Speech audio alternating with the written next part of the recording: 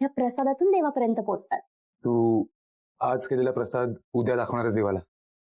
Sir सांगितलं ना, मी फक्त प्रसादाची तयारी करते म्हणून. उद्या सकाळी खूप धावपळ असेल ना. तू जेवढी बिझी आहेस ना देवाला वेलकम करण्यात, तेवढा तो पण बिझी नसतो. सुंदर, देवाला मस्का मारण्यासाठी काय काय चाललंय तुझं?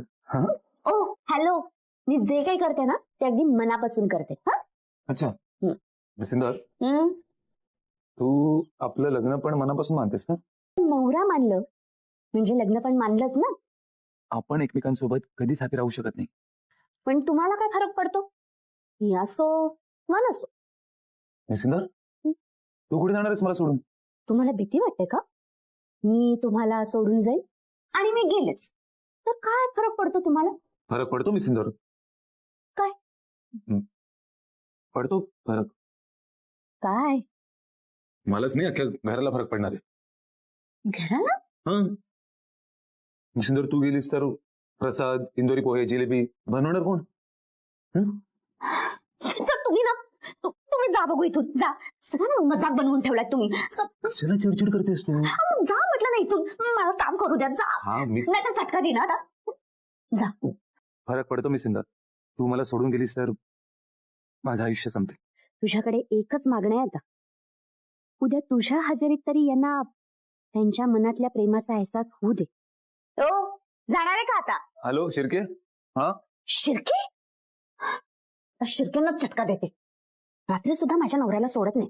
ईश्वरी, जे पालखी घेऊन येतील ना त्यांची पाद्यपूजा करायची, लक्षात ठेव. हो, औक्षणाचा ताट तयारच आहे. फोन होता, पालखी आली घराजवळ. आली पण? नाईस. अंजली, झाली ना सगळी तयारी? हो आजी. वल्लरी कुठे दिसत नाहीये. अदू काय येणार आहेत? आणि ही अशी कशी कुणाला न सांगता गेली? कुणीतरी पटकन फोन लावा तिला. पालखीच्या स्वागताला घरातली सून हजर असायला नको का? वल्लरी म्हणजे अगदी कहर आहे.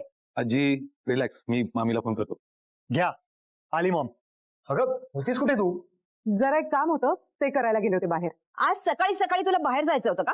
आई अहो आले ना वेळेत. परत पादू करणार म्हणून आवरूनच गेले होते बाहेर.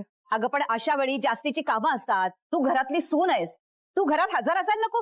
हो पण आजी जाऊ दे ना, नको आता हा विषय. पालखी येईलच आता. अगं बरं, पालखीचं स्वागत नीट होईल याची प्रत्येकाने काळजी घ्यायची.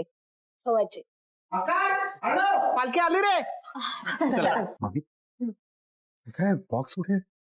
मी दिलेल्या पत्त्यावर गेला होतात ना तुम्ही, म्हणजे मिळाला ना बॉक्स? नाही हो जावई बापू, भलताच कुठला तरी बॉक्स दाखवला आणि म्हणाला हा घ्या तुमचा बॉक्स. पण आता तुम्हीच सांगा, मी माझा बॉक्स ओळखणार नाही का? माझा बॉक्स नाहीये त्या माणसाकडे.